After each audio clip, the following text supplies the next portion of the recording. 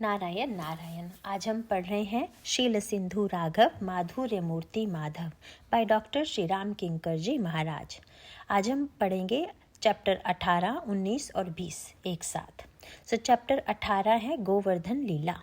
इस प्रसंग के तत्काल बाद इंद्र पूजा निवारण की गाथा सामने आती है। ब्रज में प्रतिवर्ष बड़े भक्तिभाव से इंद्र की पूजा करने की परंपरा थी। इसका उद्देश्य इंद्र की प्रसन्नता प्राप्त करना था।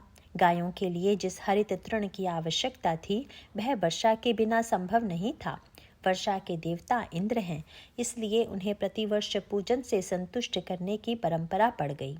भगवान कृष्ण ने नंद बाबा और बड़े बूढ़े ब्रजवासियों के समक्ष इस प्रथा का विरोध किया।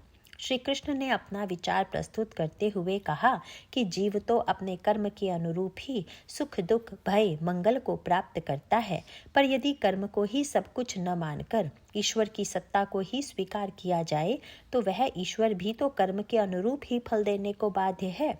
कर्म न करने वालों पर उसकी प्रभुता नहीं चल सकती। अतः यदि व्यक्ति अपने कर्मों का फल ही प्राप्त करता है तो हमें इंद्र की क्या आवश्यकता है। मनुष्य अपने स्वभाव के अधीन है। वह स्वभाव उसके पूर्व संस्कारों से निर्मित होता है। मनुष्य ही नहीं, देवता और असुर भी इस स्वभाव से प्रेरित होकर कर्म करते हैं। कहाँ तक कहूँ, कर्म ही गुरु है और कर्म ही ईश्वर।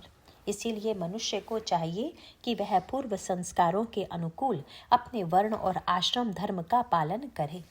श्री भगवानुवाच कर्मणा जायते जन्तुः कर्मणैव विलीयते सुखं दुःखं भयं क्षेमं कर्मणैवाभिपद्यते अस्ति चेदेश्वर कश्चित् फलरूपण्यन कर्मणां कर्तारं भजते सोऽपि न कर्तुः प्रबर्हिसः किमिन्द्रेणेह भूतानां स्वस्वकर्माणुवर्तिनाम् अनीशेनान्यथा कर्तुं स्वभावविहितं नृणां स्वभावतन्त्रो हि जनः स्वभावम् अनुवर्तते स्वभावस्थमिदं सर्वं सदेवासुरमानुषं देहानुच्चावचाञ्जन्तुः प्राप्योत्सृजति कर्मणा शत्रुमित्रम् उदासीनः कर्म इव गुरुरीश्वरः तस्मात् सम्पूजयेत् कर्म स्वभावस्थ स्वकर्मकृत् अञ्जसा येन वर्तेत तदेवास्य हि दैवतम्। आजीवैयकतरं भावं यस्त्वन्यम् उपजीवति न तस्मात् विन्दते क्षेमं चारम नार्यसति यथा। श्रीमद् भागवत। भगवान श्री कृष्ण के द्वारा इंद्र की पूजा का निषेध बड़ा विचित्र प्रतीत होता है, विशेषकर इसलिए कि वे पूजा का सर्वतोभावेन निषेध नहीं करते। यदि वे संपूर्णतया निषेध कर देते कि कर्म को छोड़कर किसी की पूजा की अपेक्षा नहीं है तो यह धारणा युक्ति संगत प्रतीत होती। पर जब वे इंद्र के स्थान पर गोवर्धन की पूजा का आग्रह करते हैं तो उनकी यह बात अपने आप में विरोधाभासी प्रतीत होती है। इसमें भगवान का निहित उद्देश्य क्या था, इस पर एक दृष्टि डालने की चेष्टा की जाए। मनुष्य के सुख दुख के समाधान के विषय में अनेक मतांतर शास्त्रों में प्राप्त हैं। उन्हें पढ़कर व्यक्ति और भी उलझन में पड़ जाता है। कहीं प्रारब्ध की महिमा का वर्णन किया गया है तो कहीं पुरुषार्थ को ही सब कुछ बताया गया है। कहीं प्रारब्ध कर्म भोग को अनिवार्य कहा जाता है तो कहीं देवताओं की आराधना पूजा से उनके निवारण की बात कही गई है। इन विरोधाभासों में सामंजस्य रखना अत्यंत कठिन जान पड़ता है, पर गहराई से विचार करने पर जीवन का यथार्थ चित्र इन विरोधाभासों में ही प्रतिबिंबित होता है। व्यक्ति के जीवन में जो घटनाएं घटित होती हैं उनमें कोई युक्ति संगत कर्म नहीं होता। ग्रह नक्षत्रों में उनके उदय अस्त में एक विलक्षण क्रम दिखाई देता है। खगोल विज्ञानविद सभी ग्रह नक्षत्रों के विषय में पूर्व घोषणा कर सकते हैं। सूर्य कब उदित होगा, कब अस्त होगा, उस पर कब ग्रहण लगेगा, वैज्ञानिक यह पहले से ही बता देता है। इसे देखकर ऐसा लगता है कि सारा ब्रह्मांड एक सुव्यवस्थित गणित क्रम से संचालित होता है। यदि मनुष्य के जीवन में भी ऐसा ही क्रम होता तो व्यक्ति का जीवन कितना सुव्यवस्थित होता।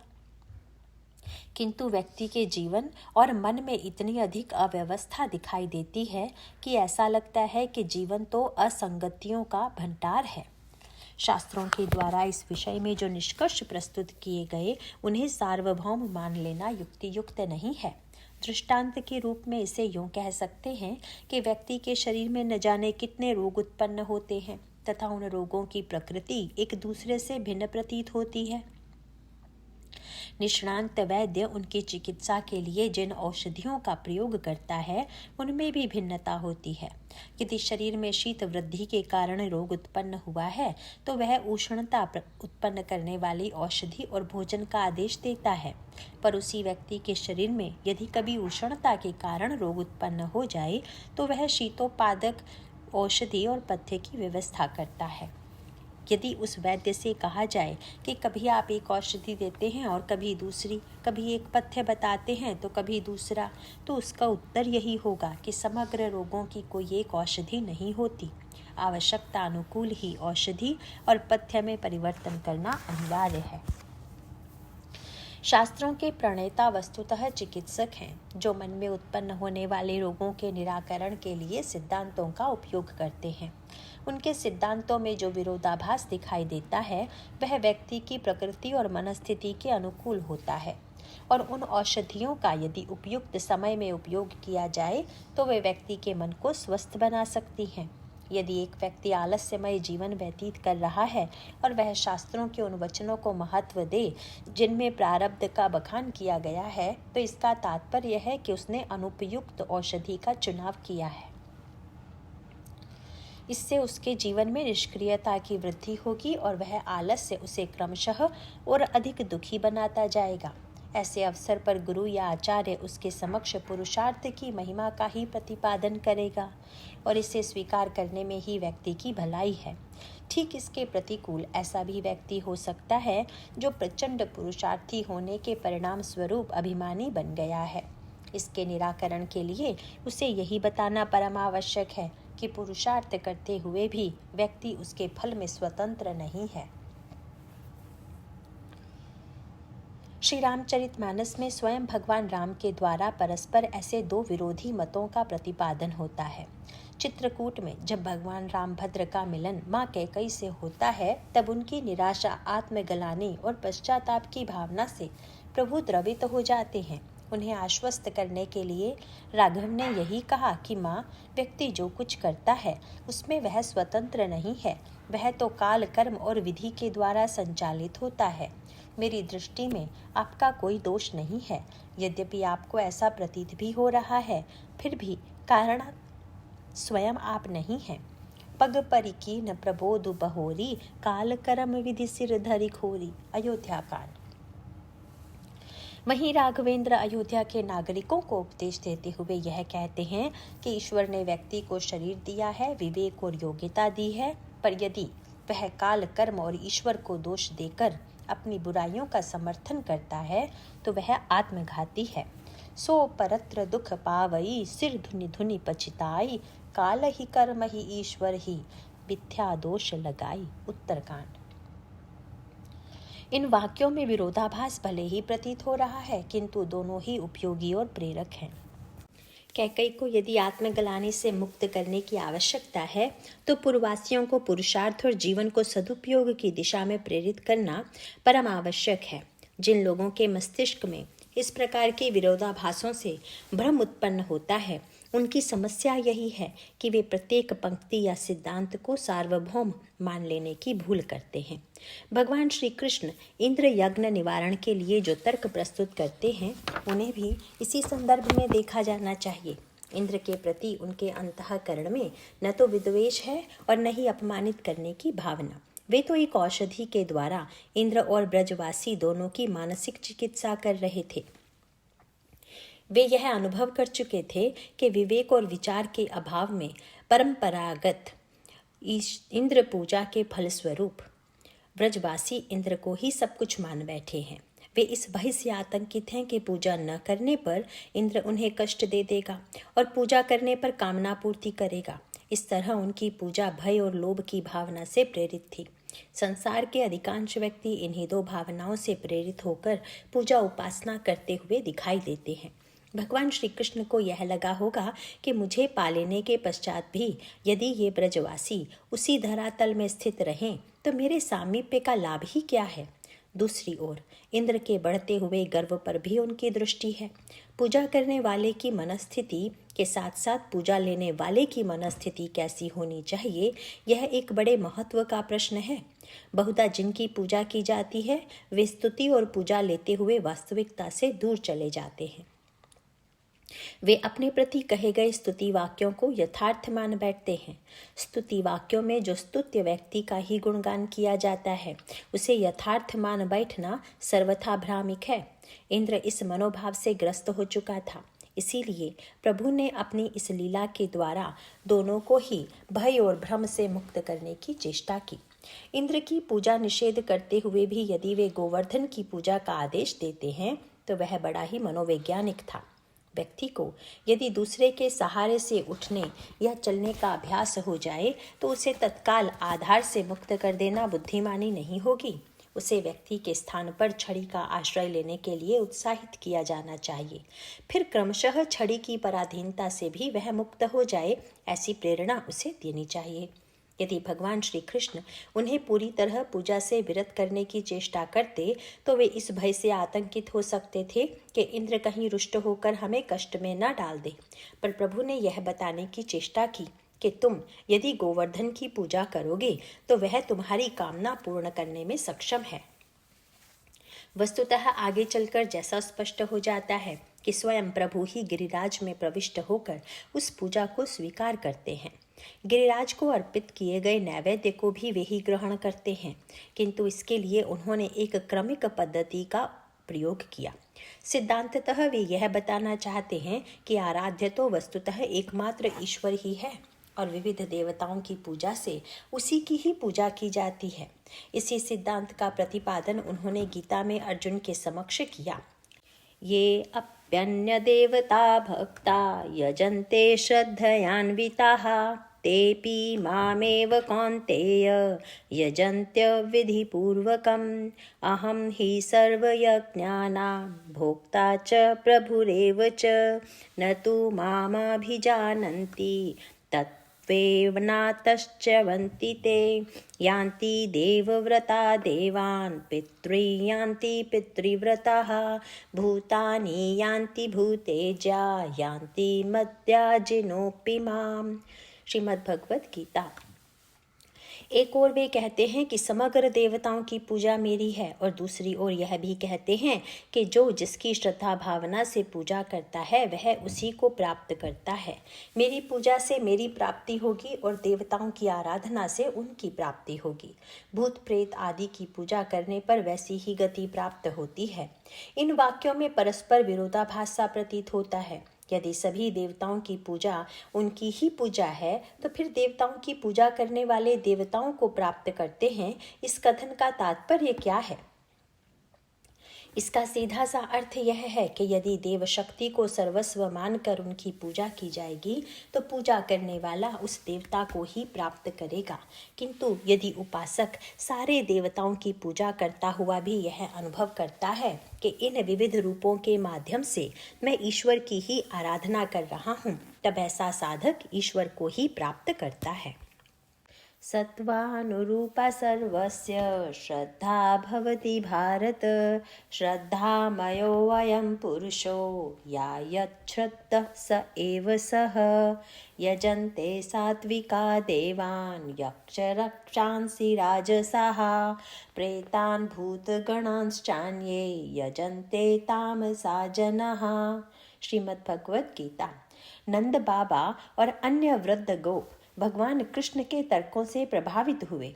इस विवेक के साथ साथ श्री कृष्ण की बाल्यावस्था के अनेकानेक चमत्कारों की स्मृति उन्हें आश्वस्त कर रही थी। बड़े ही धूमधाम से गिरिराज गोवर्धन की पूजा की गई।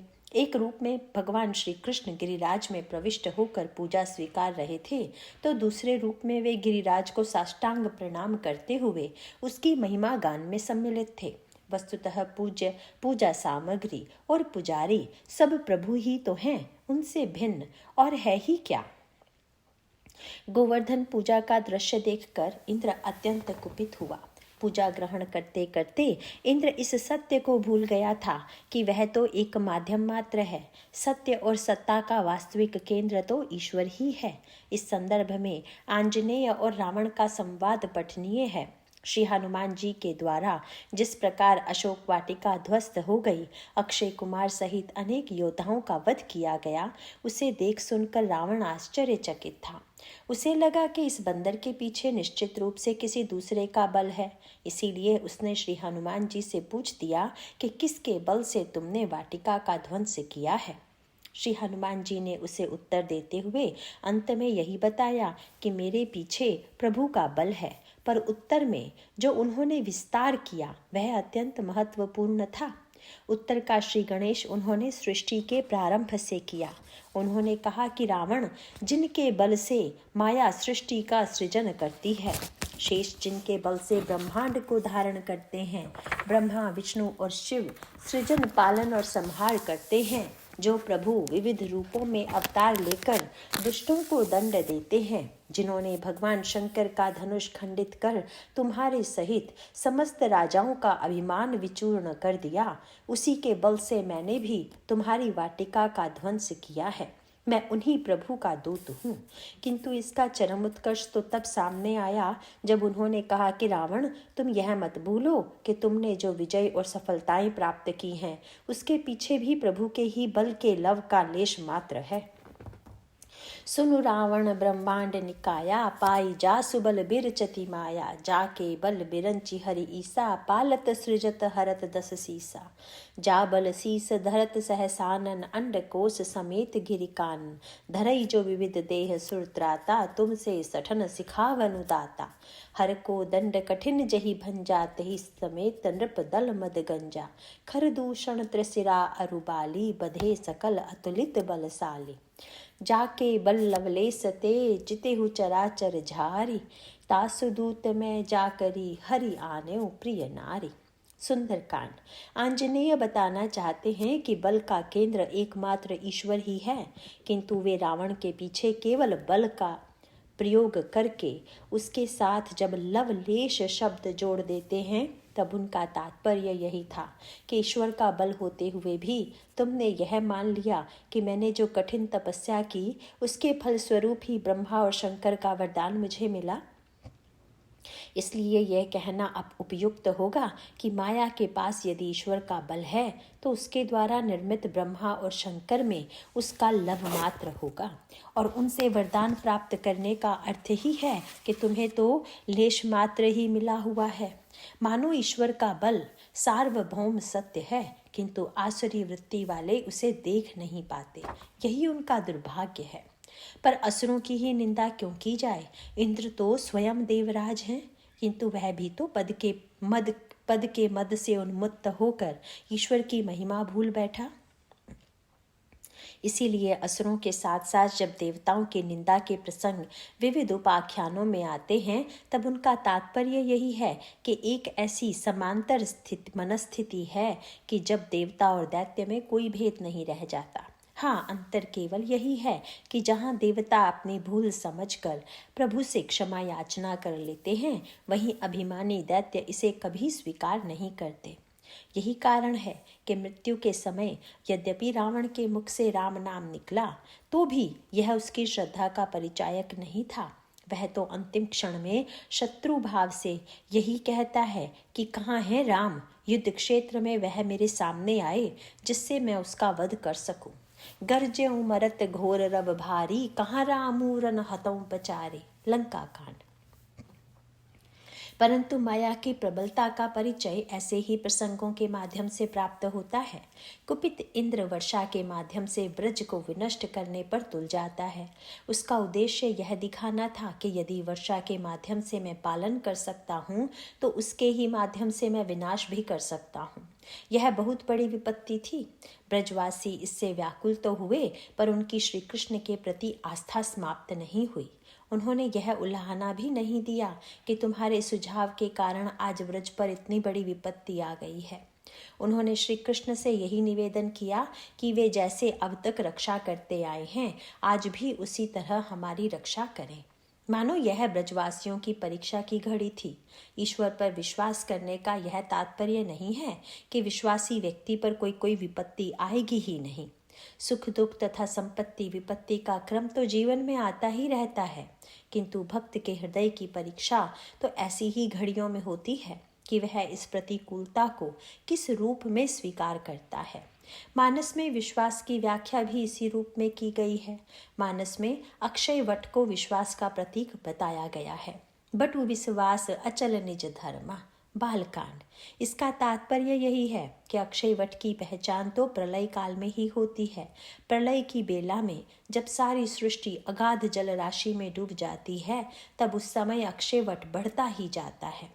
मानो प्रतिकूल वेला में भी जिसका विश्वास भगवान के प्रति घटने के स्थान पर बढ़ जाए, वही सच्चा विश्वासी है। ब्रजवासी विश्वास की इस परीक्षा में खरे उतरे। भगवान ने भी उनकी रक्षा के लिए एक कौतुक किया। वे चाहते तो अपने चमत्कार के माध्यम से वर्षा को ही समाप्त कर देते, किंतु इसके स्थान पर उन्होंने गोवर्धन पर्वत को ही छत्र के रूप में धारण कर लिया। उसी के नीचे सारे ब्रजवासियों को एकत्र होने का आदेश दिया और निरंतर 7 दिन की घोर वर्षा में भी ब्रजवासी पूरी तरह सुरक्षित रहे। यद्यपि श्रीमद् भागवत में अकेले भगवान श्री कृष्ण के द्वारा गोवर्धन धारण का वर्णन है, किंतु संत समाज में यह कथा प्रचलित है कि उस समय उन्होंने ग्वाल बालों को भी अपनी लाठियां लगाने का आदेश दिया। ये दोनों ही बातें अत्यंत महत्वपूर्ण हैं। भगवान मानव भक्तों को इस लीला के माध्यम से बताना चाहते थे कि मैं सृष्टि के द्वंद्वात्मक नियमों को परिवर्तित नहीं करता। वे अपना कार्य नियामक के रूप में करते ही रहते हैं, किंतु जो मेरे वचनों पर विश्वास करते हुए गोवर्धन का आश्रय ले लेते हैं, वे प्रकृति और सृष्टि के नियमों में भी पूरी तरह सुरक्षित रहते हैं। गोवर्धन पर्वत मानो घनीभूत विश्वास है। पर्वत के लिए संस्कृत साहित्य में अचल शब्द का प्रयोग किया गया है। यह अचल विश्वास ही प्रतिकूलताओं में भक्त की रक्षा करता है। यद्यपि इस विश्वास को धारण करना भी मात्र प्रभु के लिए ही संभव है। कोई बड़े से बड़ा भक्त भी यह दावा नहीं कर सकता कि वह विश्वास से विचलित नहीं होगा। वह तो प्रभु से ही यह प्रार्थना करता है कि उसका विश्वास बनाए रखें। उनकी ही कृपा से विश्वास अडिग रह सकता है। साथ ही जब श्याम सुंदर ग्वाल बालों का भी सहयोग लेते हुए दिखाई देते हैं, तब उनका तात्पर्य यह था कि सब कुछ भले ही मेरी कृपा से होता हो, साधक की साधना उस लाठी का प्रतीक है जो भगवान की भुजा के साथ साथ गोवर्धन पर्वत को उठाने में सहायक बन रही है।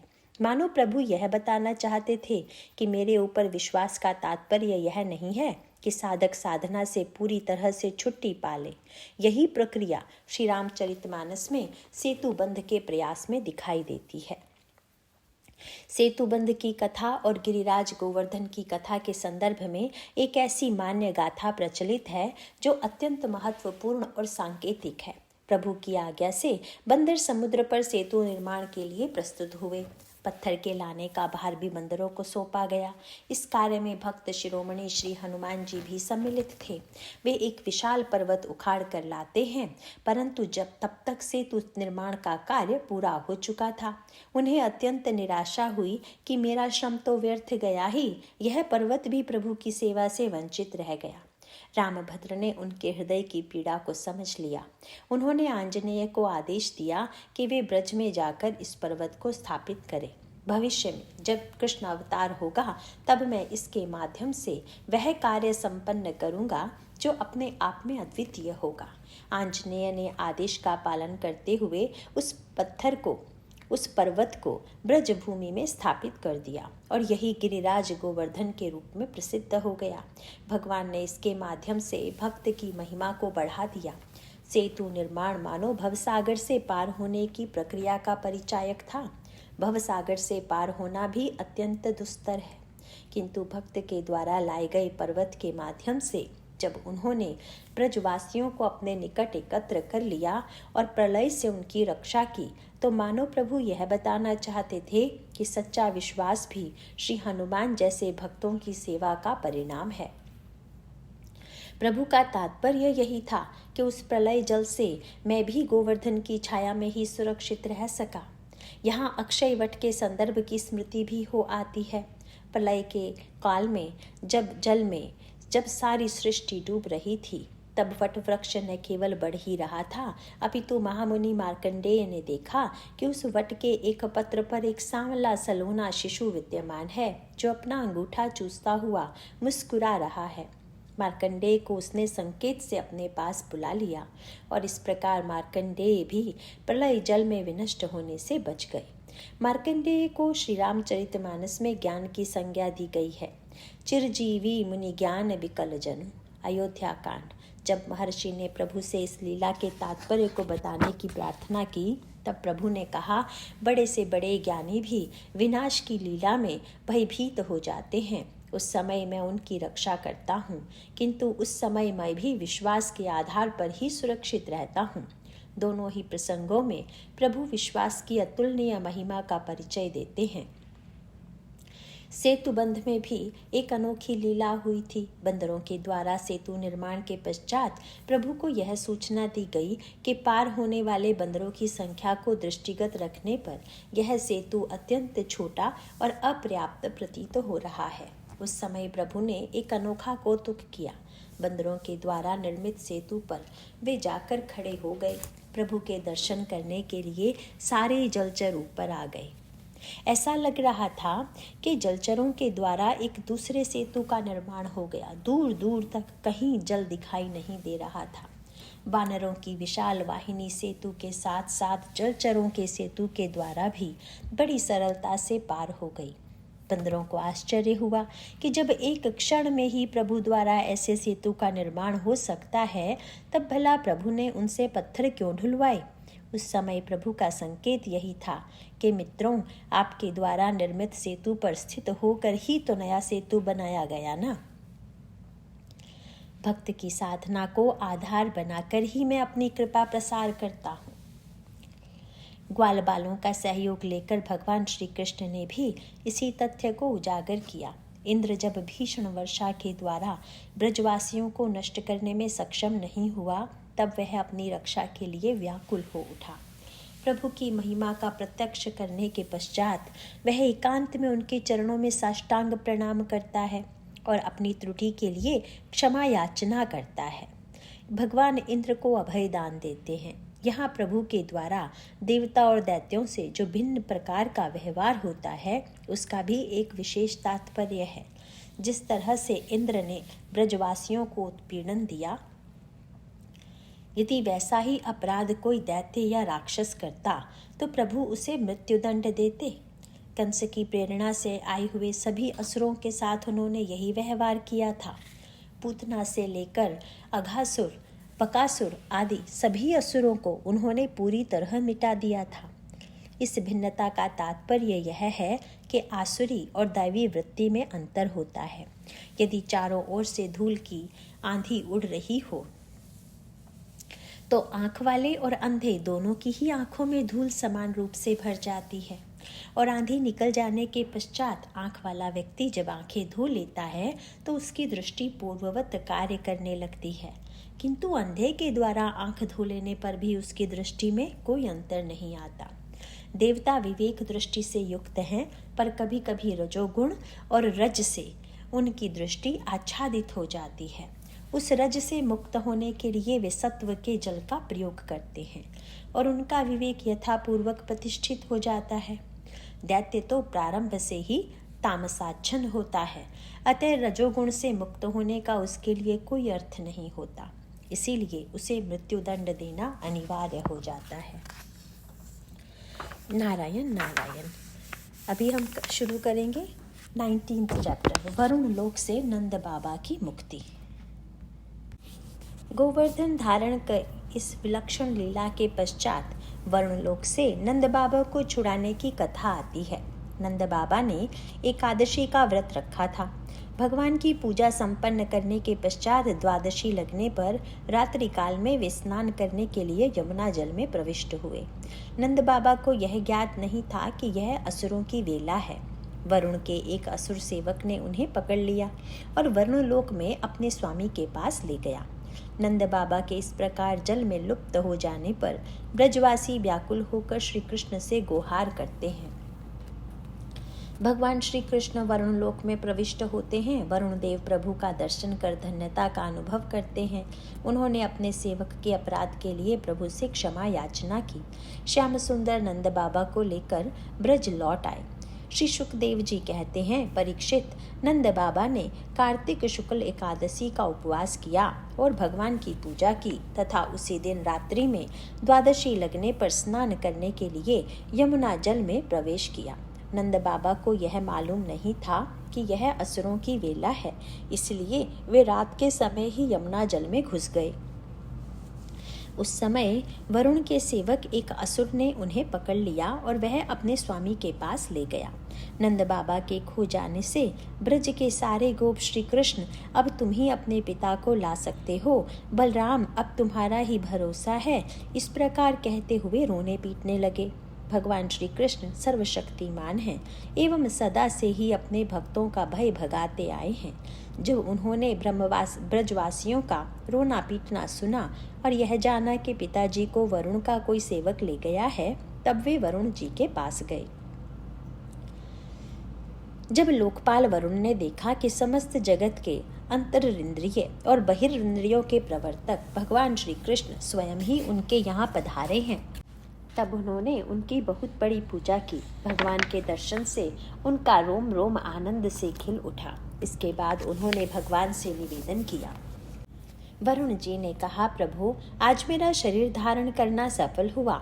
आज मुझे संपूर्ण पुरुषार्थ प्राप्त हो गया, क्योंकि आज मुझे आपके चरणों की सेवा का शुभ अवसर प्राप्त हुआ है। भगवान, जिन्हें भी आपके चरण कमलों की सेवा का सुअवसर मिला, वे भवसागर से पार हो गए। आप भक्तों के भगवान, वेदांतियों के ब्रह्म और योगियों के परमात्मा हैं। आपके स्वरूप में विभिन्न लोक दृष्टियों की कल्पना करने वाली माया नहीं है, ऐसी श्रुति कहती है। मैं आपको नमस्कार करता हूँ। प्रभु, मेरा यह सेवक बड़ा मूढ़ अनजान है, वह अपने कर्तव्य कर्म को भी नहीं जानता। वही आपके पिताजी को ले आया है, आप कृपा करके उसका अपराध क्षमा कीजिए। गोविंद, मैं जानता हूँ कि आप अपने पिता के प्रति बड़ा प्रेम भाव रखते हैं। ये आपके पिता हैं, इन्हें आप ले जाइए, परंतु भगवान, आप सबके अंतर्यामी, सबके साक्षी हैं, इसलिए विश्व मोहन श्री कृष्ण, आप मुझ दास पर भी कृपा कीजिए। श्री सुखदेव जी कहते हैं, परीक्षित, भगवान श्री कृष्ण ब्रह्म आदि ईश्वरों के भी ईश्वर हैं। लोकपाल वरुण ने इस प्रकार उनकी स्तुति करके उन्हें प्रसन्न किया और इसके बाद भगवान अपने पिता नंद जी को लेकर ब्रज में चले आए और ब्रजवासी भाई बंधुओं को आनंदित किया। नंद बाबा ने वरुण लोक में लोकपाल के इंद्रियातीत ऐश्वर्य और सुख संपत्ति को देखा तथा यह भी देखा कि वहाँ के निवासी उनके पुत्र श्री कृष्ण के चरणों में झुक झुक कर प्रणाम कर रहे हैं। उन्हें बड़ा विस्मय हुआ। उन्होंने ब्रज में आकर अपने जाति भाइयों को सब बातें कह सुनाई। परीक्षित, भगवान के प्रेमी गोप यह सुनकर ऐसा समझने लगे कि अरे, ये तो स्वयं भगवान हैं। तब उन्होंने मन ही मन बड़ी उत्सुकता से विचार किया कि क्या कभी जगदीश्वर भगवान श्री कृष्ण हम लोगों को भी अपना वह मायातीत स्वधाम, जहाँ केवल उनके प्रेमी भक्त ही जा सकते हैं, दिखलाएंगे। परीक्षित, भगवान श्री कृष्ण स्वयं सर्वदर्शी हैं। भला उनसे यह बात कैसे छिपी रहती। वे अपने आत्मीय गोपों की यह अभिलाषा जान गए और उनका संकल्प सिद्ध करने के लिए कृपा से भरकर इस प्रकार सोचने लगे। कुछ इस संसार में जीव अज्ञानवश शरीर में आत्मबुद्धि करके भांति भांति की कामना और उनकी पूर्ति के लिए नाना प्रकार के कर्म करता है। फिर उनके फल स्वरूप देवता, मनुष्य, पशु पक्षी आदि ऊंची नीची योनियों में भटकता फिरता है। अपनी असली गति को, आत्मस्वरूप को नहीं पहचान पाता। परम दयालु भगवान श्री कृष्ण ने इस प्रकार सोचकर उन गोपों को मायान्धकार से अतीत अपना परम धाम दिखलाया। भगवान ने पहले उनको उस ब्रह्म का साक्षात्कार कराया जिसका स्वरूप सत्य, ज्ञान, अनंत, सनातन और ज्योति स्वरूप है तथा समाधि निष्ठ गुणातीत पुरुष ही जिसे देख पाते हैं। जिस जलाशय में अक्रूर को भगवान ने अपना स्वरूप दिखलाया था, उसी ब्रह्म स्वरूप ब्रह्म हृदय में भगवान उन गोपों को ले गए। वहां उन लोगों ने उसमें डुबकी लगाई। वे ब्रह्महृद में प्रवेश कर गए। तब भगवान ने उनमें से उनको निकालकर अपने परम धाम का दर्शन कराया। उस दिव्य भगवत स्वरूप लोक को देखकर नंद आदि गोप परमानंद में मग्न हो गए। वहां उन्होंने देखा कि सारे वेद मूर्तिमान होकर भगवान श्री कृष्ण की स्तुति कर रहे हैं। यह देखकर वे सब के सब परम विस्मित हो गए। नंद बाबा इस घटना से अचंभित थे। वर्णलोक में ऐश्वर्य, सौंदर्य और संपत्ति का भरपूर भंडार था। वहां श्याम सुंदर का अत्यधिक सम्मान युक्त स्वागत सत्कार होते देख उन्हें चकित रह जाना पड़ा। उन्होंने अपने समस्त बंधु बांधवों को यह पूरी कथा सुनाई, जिसे सुनकर प्रत्येक ब्रजवासी को यह विश्वास हो गया कि श्री कृष्ण तो साक्षात ईश्वर हैं। उनके हृदय में यह उत्कंठा जागृत हुई कि क्या जगदीश्वर श्री कृष्ण उन्हें अपने स्वधाम का दर्शन कराने की कृपा करेंगे। परम दयालु प्रभु ने उन गोपों को माया अंधकार से अतीत अपना परम धाम दिखलाया।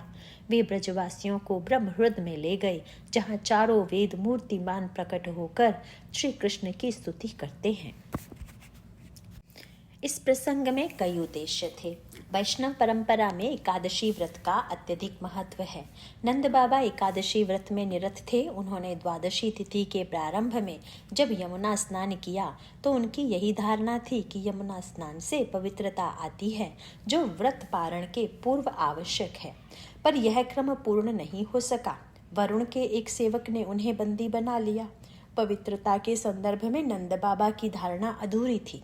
पवित्रता देशगत नहीं होती, अपितु काल से भी उसका गहरा संबंध है।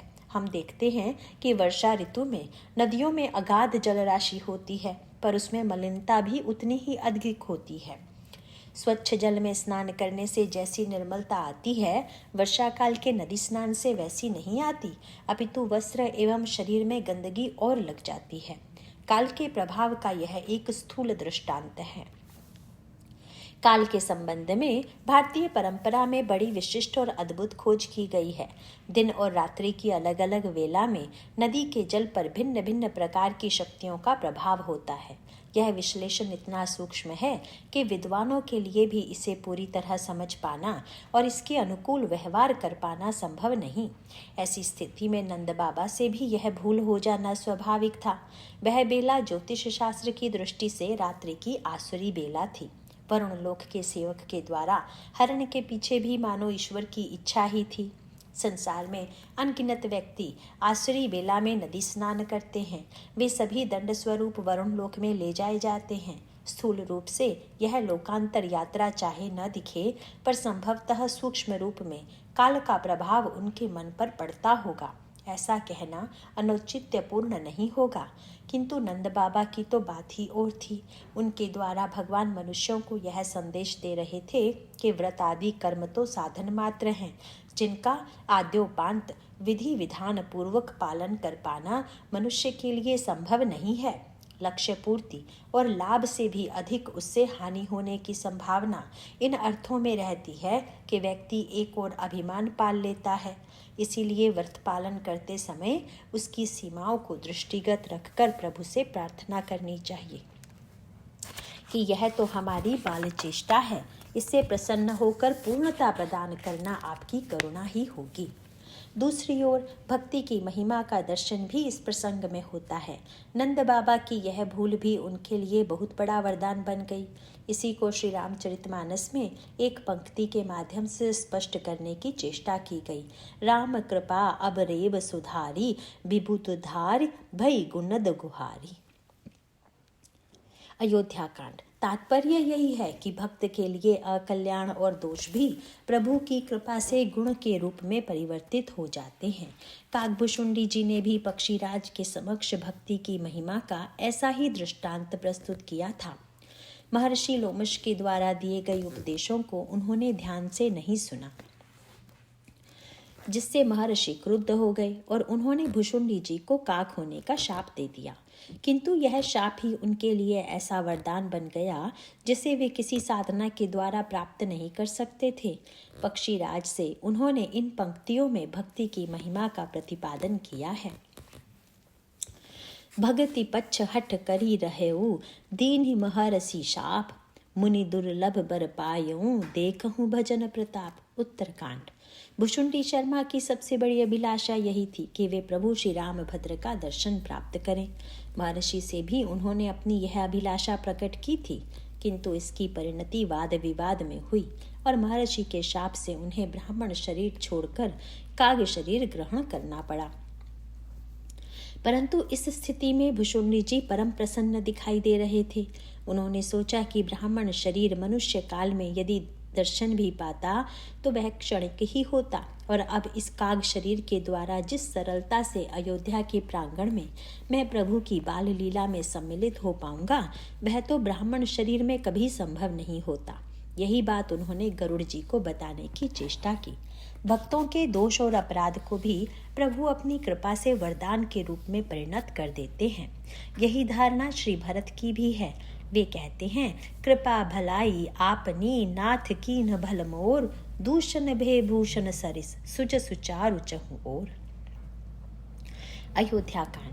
नंद बाबा के प्रसंग में भी यही सत्य सामने आता है।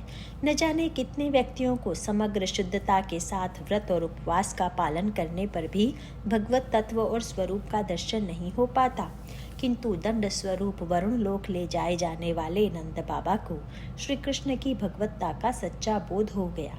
इतना ही नहीं, उनकी इस अनुभूति का लाभ उन ब्रजवासियों को भी मिला जिनके पास कोई भी साधना संपत्ति नहीं थी।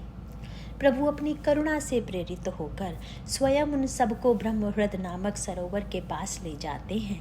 उस ब्रह्महृद में ब्रजवासियों ने न जाने कितनी बार स्नान किया था, किंतु आज उसमें प्रविष्ट होकर उन्हें जो अनुभूति हुई वह सर्वथा विलक्षण थी। इसका तात्पर्य यही है कि ब्रह्म तो समस्त चराचर में व्याप्त है, किंतु ब्रह्म के इस स्वरूप का अनुभव कितने व्यक्तियों को होता है।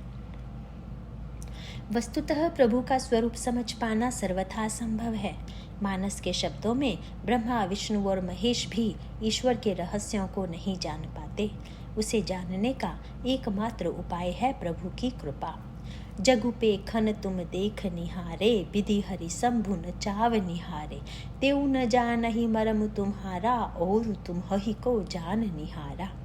सोई जानई जेहि तेऊ जनाई, जानत तुम ही होई जाई। अयोध्या कांड। नारायण। अभी हम नेक्स्ट शुरू करेंगे चैप्टर 20 महारास। इन समस्त प्रसंगों के पश्चात प्रभु के द्वारा वह लीला प्रस्तुत की जाती है जो ब्रज की समस्त लीलाओं का चरमोत्कर्ष थी। वह प्रसंग था महारास का प्रसंग। इसे इस रूप में भी कह सकते हैं कि किसी विशाल भवन के निर्माण के लिए यह आवश्यक है कि उसे ऐसी सुदृढ़ नींव पर स्थापित किया जाए जिससे भवन का सौंदर्य, उसकी विशालता पूरी तरह सुरक्षित रह सके। सुदृढ़ नींव के अभाव में विशाल और सुंदर प्रतीत होने वाले भवन भी प्रकृति की विकरालता को नहीं झेल पाते हैं और आंधी एवं वर्षा में ढह जाते हैं। महारास भी मानो घनीभूत सौंदर्य का वह भवन है जिसकी अलौकिक रचना व्यक्ति को चकित कर देती है, किंतु वह भ्रमित भी बना सकती है। तर्क और वितर्क के आक्रमण को न झेल पाने के कारण वह भवन ध्वस्त हो सकता है। वस्तुतः महारास की घटना सामाजिक मर्यादा की धारणाओं से इतनी अधिक भिन्न थी कि बुद्धिमान से बुद्धिमान व्यक्ति की आस्था उससे हिल सकती थी। इसीलिए महाराज से पहले ईश्वरत्व की सुदृढ़ नींव का निर्माण अत्यावश्यक था। भगवान वेद व्यास हर क्षण यह स्मरण दिलाते रहते हैं कि कृष्ण एक व्यक्ति नहीं है, साक्षात ईश्वर हैं। मानवीय धारणाओं की कसौटी पर उनके चरित्र को नहीं कसा जाना चाहिए। सोने की कसौटी पर सोना ही कसा जाता है, हीरा नहीं। मानवीय चरित्र का मापदंड यदि स्वर्ण के समान है तो ईश्वर वह दुर्लभ मणि है जो इससे सर्वथा भिन्न है। भगवान कृष्ण के द्वारा जो लीलाएं घटित हुई वह किसी भी व्यक्ति के लिए असंभव है। इस सत्य का स्मरण रखकर ही महारास के प्रसंग को हृदयंगम किया जा सकता है। समस्त ब्रजवासियों के अंतःकरण में कृष्ण के ईश्वरत्व की प्रतिष्ठा हो जाने के पश्चात ही भगवान के द्वारा रास लीला की गई। इसीलिए किसी भी ब्रजवासी में इस घटना को लेकर अश्रद्धा की भावना उत्पन्न नहीं हुई। चिरहरण के प्रसंग में ही श्याम सुंदर ने गोपियों को आश्वस्त कर दिया था कि वे उनकी आकांक्षा को पूर्ण करेंगे। शरद पूर्णिमा के रूप में वह अवसर उपस्थित हो गया। वेदव्यास रास पंचाध्यायी का प्रारंभ जिस श्लोक से करते हैं उसमें उस पुण्यमयी रात्रि का बड़ा ही सजीव एवं सांकेतिक वर्णन है। शरद की वह उत्फुल्ल रजत वर्णी शुभ्र रात्रि, उस रात्रि में उदित मधुमय पूर्ण चंद्र और उस चंद्रोदय के साथ साथ उदित होती है श्री कृष्ण में रमण की आकांक्षा।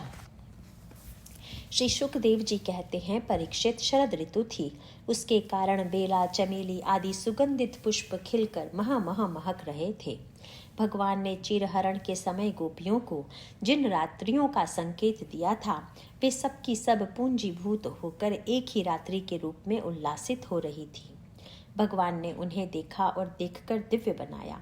गोपियां तो चाहती ही थी, अब भगवान ने भी अपनी अचिंत्य महाशक्ति योग माया के सहारे उन्हें निमित्त बनाकर रसमयी रास क्रीड़ा करने का संकल्प किया।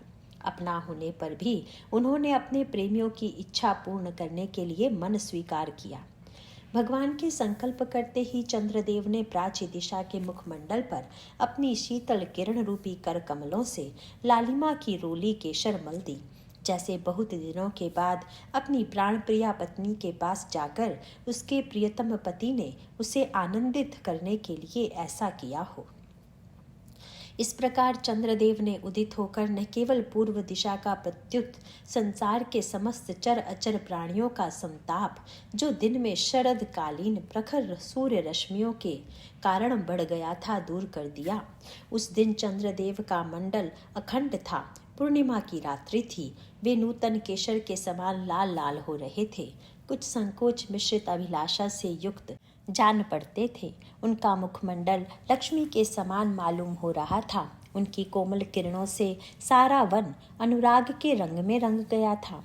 वन के कोने कोने में उन्होंने अपनी चांदनी के द्वारा अमृत समुद्र उड़ेल दिया था। भगवान श्री कृष्ण ने अपने दिव्य उज्ज्वल रस के उद्दीपन की पूरी सामग्री उन्हें और उस वन को देकर अपनी बांसुरी पर ब्रज सुंदरियों के मन को हरण करने वाली काम बीज क्लीम की अस्पष्ट एवं मधुर तान छेड़ी। रस की समग्रता के लिए देश काल और व्यक्ति में एकत्व की आवश्यकता है। वातावरण की प्रतिकूलता में अंतर्मुख होकर साधक जिस समाधि की भूमि में प्रवेश करता है वह साधक को देश काल और व्यक्तित्व की भावना से मुक्त कर देता है। किंतु यहाँ रस की जिस परंपरा का प्राकट्य होने जा रहा है उसमें अंतर्मुखता की कोई अपेक्षा नहीं है। यह काम वासना से मुक्ति का प्रसंग नहीं है, अपितु काम की पूर्ण सार्थकता और धन्यता का प्रसंग है। इस प्रसंग में भगवान शंकर के द्वारा दिए गए काम के वरदान की स्मृति हो आती है। काम अपने सरसंधान के द्वारा भगवान शिव को अंतर्मुखता के स्थान पर बहिर्मुख होने की प्रेरणा देता है। भगवान शिव अपनी तृतीय दृष्टि खोलकर काम को भस्मीभूत कर देते हैं, किंतु काम की पत्नी रति विलाप करती हुई भगवान भूत भावन के समक्ष उपस्थित हो गई। काम और रति परस्पर एक दूसरे के पूरक हैं। श्रृंगार की भाषा में कहें तो काम की चरम परिणति ही रति है। भगवान शंकर काम को भस्म करने के पश्चात यदि रति को भी भस्म नहीं करते तो इसका तात्पर्य यही था कि रति तो भक्तों को भी अभीष्ट है। रति में जो पराकाष्ठा होती है वह भगवान के चरणों के संदर्भ में भक्तों की सदैव अभिलषित वस्तु रही है। युग युगांतर से प्रत्येक भक्त की प्रभु से यही मांग रही है। श्री रामचरितमानस में भक्त शिरोमणि श्री भरत जी भी प्रभु से यही याचना करते हुए दिखाई देते हैं। अर्थ न धर्म न काम रुचि गति न चहूँ निर्बान जन्म जन्म रति राम पद यह बरदान न आन। अयोध्या कांड। किंतु भक्तों की यह मान्यता है कि काम प्रेरित रति में जहाँ मिलन की उत्कट आकांक्षा होती है वहीं रति के पश्चात एक अवसाद का उदय होता है। उस समय व्यक्ति का रस स्रोत सूख जाता है। भक्तों को यह स्थिति अभीष्ट नहीं है। वे तो निरंतर रति की याचना करते हैं। इसी निरंतरता के लिए गोस्वामी जी को लोभ ही प्रिय जिमि दाम का दृष्टांत देना पड़ा। काम ही नारी पियारी जिमि लोभ ही जिमि प्रिय दाम तिमि रघुनाथ निरंतर प्रिय लागहु मोहि राम।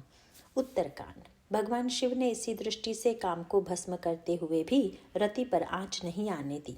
किंतु स्वयं रति की मनस्थिति कैसी है? वह तो काम के अभाव में स्वयं को अपूर्ण अनुभव करती है। इसका एक दूसरा पक्ष यह भी है कि निरंतरता में कितनी भी एक रास्ता क्यों ना हो, किंतु व्याकुलता का भाव समाप्त हो जाता है। मानो वह मिलन और वियोग का क्रम भी उत्कंठा और व्याकुलता की दृष्टि से अत्यंत उपयोगी है। छाया में बैठा हुआ व्यक्ति उसका पूरा सुख तभी ले सकता है जब वह पहले धूप में व्याकुल हो चुका हो। जो अति आतप व्याकुल होई, तरु छाया सुख जानई सोई। उत्तरकांड। रति की वियोगजन्य पीड़ा को देखकर भगवान शंकर द्रवित हो जाते हैं और उसे यह वरदान देते हैं कि तुम्हारा पति अशरीरी रूप में जीवित रहेगा। अनंग रूप में भी वह समस्त प्राणियों में स्थित रहकर तुम्हारी आकांक्षा को पूर्ण कर सकेगा। इस वरदान के माध्यम से भगवान शंकर ने सामंजस्य का एक स्वरूप प्रस्तुत किया। काम शरीर में स्थित होकर विकृति की सृष्टि कर सकता है, पर यदि व्यक्ति देह भाव से ऊपर उठ जाए तो स्वभावतः विकृति का विकार मिट जाएगा। किंतु रति इस सामंजस्य से भी संतुष्ट नहीं है। वह तो उसे सशरीर पाना चाहती है। तब भगवान शंकर ने उसकी आकांक्षा पूर्ति के लिए उसे वरदान दिया कि द्वापर में भगवान श्री कृष्ण के पुत्र के रूप में तुम्हारा पति पुनः जन्म लेगा और धन्यता प्राप्त करेगा। जब जदुवंश कृष्ण अवतारा, हो हई हरण महामहि भारा, कृष्ण तनय हो हई पति तोरा, बचनु अन्यथा होई न मोरा। बालकांड। यह सूत्र ध्यान देने योग्य है कि भगवान शिव ने काम को कृष्णावतार से पहले भगवान श्री राम से क्यों नहीं जोड़ा। काम को भगवान श्री राम का पुत्र बनने का सौभाग्य क्यों नहीं मिला, उसके लिए रति को इतनी प्रतीक्षा क्यों करनी पड़ी। इन सब का स्पष्टीकरण यह कहकर दिया जा सकता है कि भगवान श्री राम के लिए काम के शरीर रूप को स्वीकार करना संभव नहीं था। ग्रामवासिनी स्त्रियों के प्रसंग में इसका दर्शन होता है। कवितावली रामायण में गोस्वामी जी लिखते हैं कि वनपथ में श्री रामभद्र को देखकर भावुक ग्राम वधूटियों के अंतःकरण में उनके निकट दर्शन की लालसा जागृत हुई। एक सखी ने सुझाव दिया कि क्यों ना हम वहां तक चलें जहां तक ये राजकुमार रात्रि में विश्राम करेंगे।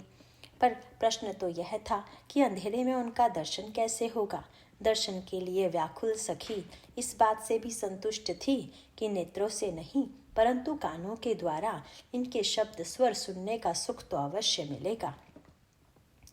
पर पुनः श्री राम की मर्यादा और शील का प्रश्न सामने आया। श्री किशोरी जी को छोड़कर जिनकी दृष्टि अन्यत्र कहीं नहीं जाती, क्या वे रात्रि में हमसे वार्तालाप करेंगे। पर सखी में स्नेह की पराकाष्ठा थी। वह कहती है कि हमसे न सही पर वे आपस में तो कुछ बातचीत करेंगे। यहाँ तक उस ग्राम वधूटी की उत्कृष्ट निर्वासनिक वृत्ति का परिचय प्राप्त होता है।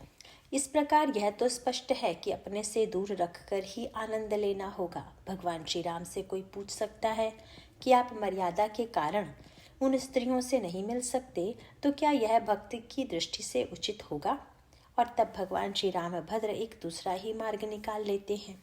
सखी को चलकर प्रभु के पास नहीं जाना पड़ा। प्रभु ही स्वयं सूक्ष्म रूप में उसके हृदय में प्रविष्ट हो जाते हैं और सखी श्री राम से मिलकर धन्य हो जाती है।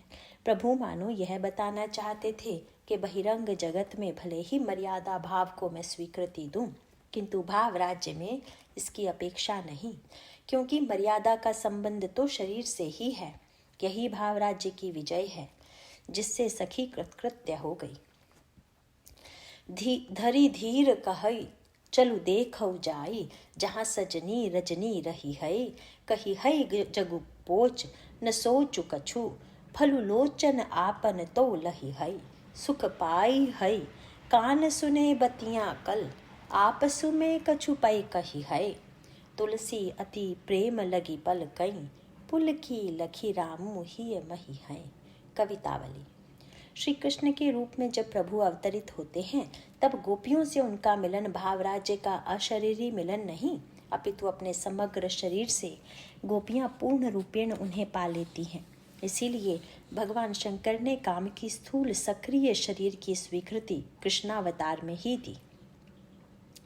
सगुण साकार रूप में भगवान की पूजा मानसिक एवं शारीरिक स्तर पर होती है। गोपियाँ अपने शरीर को ही पूजा के उपकरण के रूप में श्याम सुंदर को समर्पित करती हैं। यह शरीर श्याम सुंदर का उपभोग्य है। इस धारणा से वे शरीर को स्वच्छ रखती हैं, सजाती हैं और महारास की रात्रि में वे श्याम सुंदर को अपना तन पूर्ण रूप से समर्पित कर देती हैं। वस्तुतः यह पूजा भावना की ही समग्रता है। यहाँ पर चैप्टर 20 महारास में भगवान शंकर का कामदेव को वरदान, इसका समाप्ति हो गई और अगला चैप्टर यहाँ से शुरू हो रहा है, पुष्प वाटिका। नारायण नारायण।